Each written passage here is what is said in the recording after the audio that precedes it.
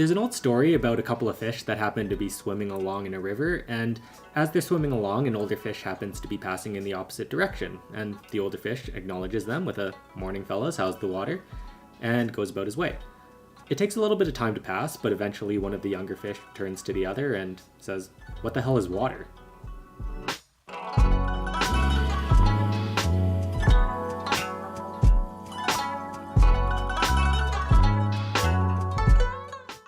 Probably one of my favorite parts about the English language is its use of idioms. So those weird phrases like when you fall down a rabbit hole, or if you're feeling under the weather, or if you tell a friend to break a leg before a performance, phrases like that.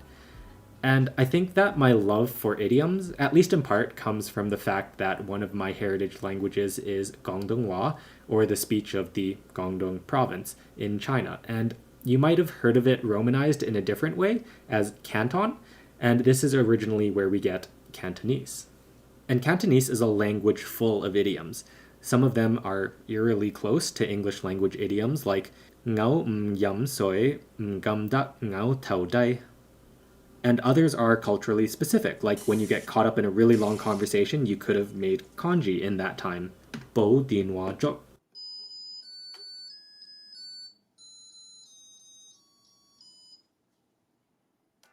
I'm obviously biased, but I think that Cantonese is an incredibly vibrant language, full of lyrical and poetical qualities on one side, but in equal measure, it's full of blunt colloquialisms and swears.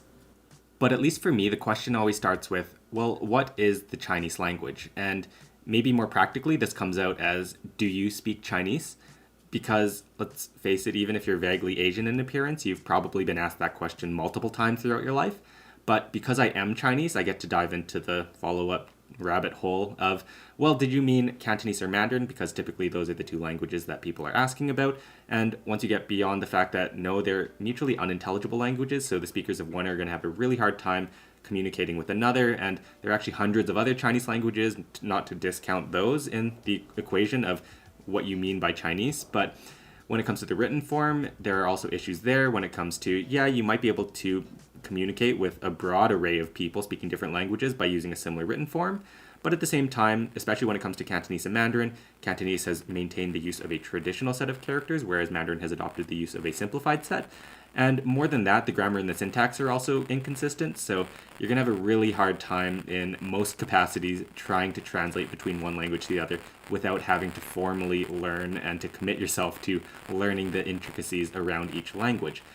Which is not what the people asking that question are getting at to begin with, but it does emphasize the fact that there's so many barriers that continue to exist, and part of that is geography, so I don't want to discount the fact that Canada and China are still so distant apart from each other, and the fact that we don't know enough and we still don't have a lot of connections between our two countries is understandable for a variety of reasons. But when it comes to the cultural disconnect, especially when it comes to Canadian Chinese heritage and the history that already exists on this continent, there's a big role that these languages play, especially when it comes to Cantonese and Toisonese, and increasingly Mandarin is starting to creep into that equation as well. So when it comes to understanding the differences between these languages and why they matter in that context, I think it's important to talk about, and I think it's important to sort of share why I care about, at least when it comes to Cantonese, why I care about its preservation and its continued use in spaces like Chinatown in Calgary,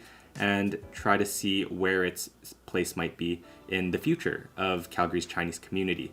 So the first question is Cantonese a dialect of Mandarin? And bypassing the whole tongue-in-cheek argument about, well, a language is just a dialect with an army and a navy, I actually prefer the Chinese term fangyin, which refers to topolect, and that just means the geographic region in which a language is spoken. And I think that better describes the relationship that languages within Chinese have with each other, rather than attaching the sort of political connotations and the power dynamics that come along with language and dialect. But let's start with Cantonese, which belongs to the greater Yue or Yue family of Chinese languages. There's general agreement on at least 6 or 7 language families. Mandarin is in its own. And taken together, they constitute Hanyu, or the language of the Han ethnic group. So to speak Chinese is to use one of the hundreds of Hanyu languages in existence. So instead of calling Cantonese as Guangdonghua, the language of Canton or Guangdong province, uh, like in academia, academically, or a more formal way to describe Cantonese, in Chinese we call it Yue. In Mandarin it would be Yue. So sometimes you would see that like it's the it's considered a dialect of Chinese. It's the Yue dialect or the Yu. So the Yu, that word, that character itself, it's a symbol of Canton province, Guangdong province, and also like historically in the past, like southern China itself, it's almost like it has self-autonomy. It's almost like its own country. It's called Ba Yu Guo, like it's 100 Yue, the nation. So, and then that Yue actually is the same character of Vietnam in translation. It's Southern Yue as well. So it's the same origin. And so I guess like over time that name got passed down, and then the Guangdong province, Canton province, used that as their symbol, and then of course the language that's spoken, use that name. So a lot these days we would call Cantonese as, like in a broader sense, we would call it Yu, the language of Yue. So the Ute family of languages is actually the most prevalent when it comes to early discussions about Chinese Canadian history, and this makes sense because the earliest immigrants came from the four counties of Sunway, Toisan, Hanping, and Yanping, who spoke Toisanese as their mother tongue. First of all, I don't speak Toisanwa or Taishanese or Hoisanese, but I've run into a lot of the local people here in Vancouver and even among my students. So of course I'm aware they are quite different from the version of Cantonese I teach. Like just like I mentioned, even when you say, oh, the language of Chinese, actually it consists of like many different languages that are not intelligible to each other. Say Shanghaiese, or in northeastern part of China, they have the Dongbakwa northeastern like regional dialect. So it is very diverse when it comes to Chinese languages. And so when we narrow it down to Cantonese, Cantonese also has many varieties. I think the most well-known version, like today we are more exposed to the media, is the Hong Kong or the Guangzhou version of Cantonese. I think thanks to schools and media, so that become the dominant varieties of Cantonese. Go around to different regions and areas in Guangdong province, or even some other regions in China, where Cantonese is spoken, you would notice even some varieties of Cantonese, they are also quite not intelligible to each other. So without that knowledge, you probably don't understand the other, even though you think you speak Cantonese. So Toisanwa, Hoisanese is it's also considered what we call the Seiyup variety. Seiyup literally means four counties. These four counties are their languages. Technically, they're considered Cantonese, but they are also quite different from the what I mentioned, the default or the dominant version of Cantonese.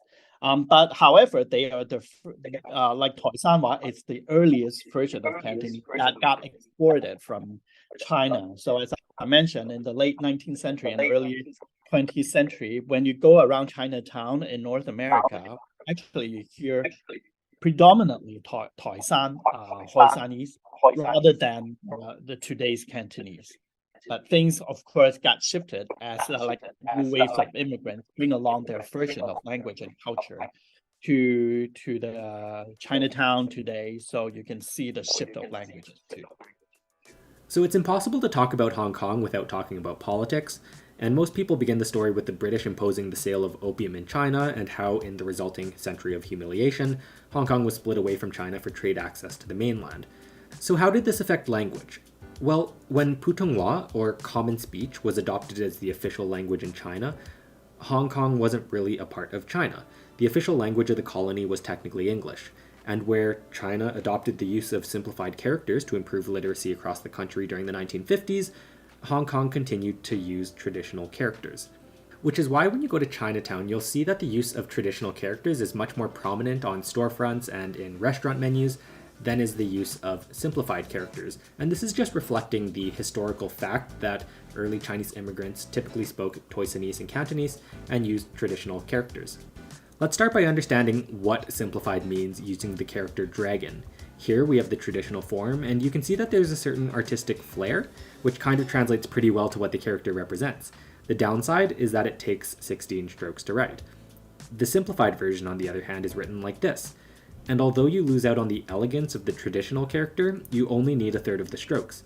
So 1 point for aesthetics to traditional, 1 point for efficiency to simplified.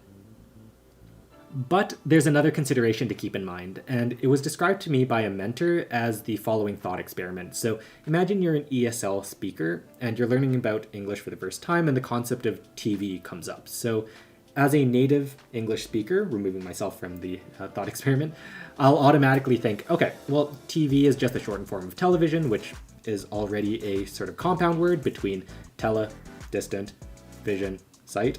And you make the brief connection that, okay, TV is just the box that plays Disney Plus, right?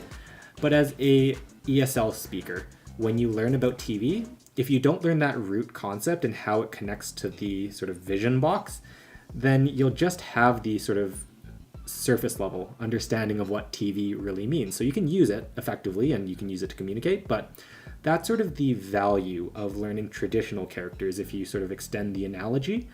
And I certainly don't want to begrudge anyone that's just learning simplified characters, because honestly, any sort of effort that you put into learning a language and communicating with another group of people that's not in English should be commended. But if you're learning Chinese, I think there's value, especially on the sort of artistic and cultural side, for learning the traditional forms of characters.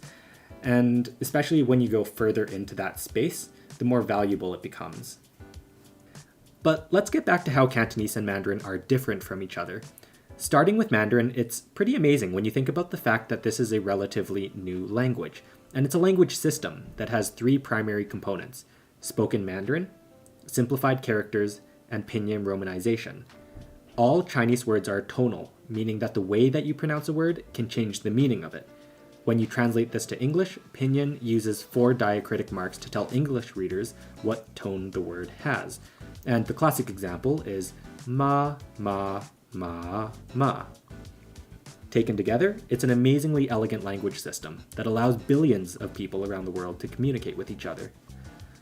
On the other hand, the Cantonese language also has 3 primary components, and the first 2 are the same with Mandarin. You have spoken Cantonese and traditional characters, but this is where things get confusing.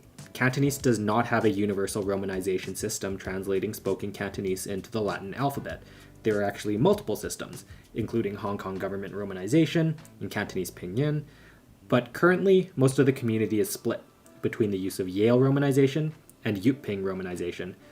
This means that the character Yut can be translated in different ways, making it difficult for English learners to know how to translate characters and have their translations read clearly to other Cantonese language users. There isn't like a top-down approach from the government, from the schools teaching or standardizing how like spoken Cantonese can be written and recorded.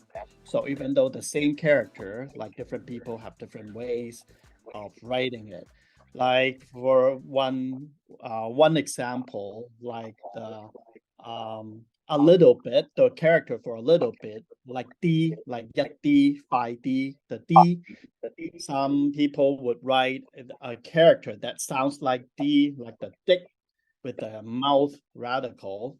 And I think most people write it that way. But when people type on a computer, I think the fastest way to type is using the English alphabet D. So that example, there isn't like a standard for how these characters are written in terms of having a school or having an institute, like institutional policy of standardizing the written forms, as opposed to like Mandarin, the current written Chinese there are a lot of resources and also top-down like approach of enforcing like a certain standard.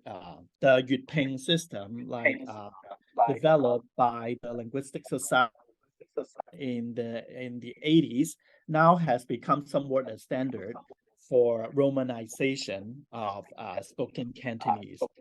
So whether you like even with an accent, well, no matter where you are, there's one standard of recording the sounds of Cantonese. I think that's one major step, and we also see it's working wonders to our students. Like they have something to adhere to when it comes to reading Cantonese without learning Chinese characters. So Yuping has taken over in the mainstream academic community when it comes to translating Cantonese into English. And I think that this is a valuable step forward as far as having a sort of single source of truth when it comes to how words should be pronounced in English. And this is not to get into the debate about the relative merits of Yale versus Yutping, but I think the fact that we can sort of refer to a single system as a community is probably a good thing, and it exists within Mandarin when it comes to the pinyin system, and that obviously comes with government support as well, whereas Cantonese doesn't have the same sort of level of authority behind it. It does have the academic community, but people are generally kind of split still between Yutping and Yale. But more than that, I think it's emphasized the fact that I can't even learn either in a formal learning setting here in Calgary. So in post-secondary institutions and in cultural centers, opportunities exist in the West Coast, in Vancouver, and in the East out in Toronto. But when it comes to Calgary, there's a unfortunate lack of Chinese language learning opportunities, especially when it comes to Cantonese. Because I can pretty easily learn Mandarin in most post-secondary settings, and it's made very abundant as far as resources that go towards having this language being learned and spoken by more and more people.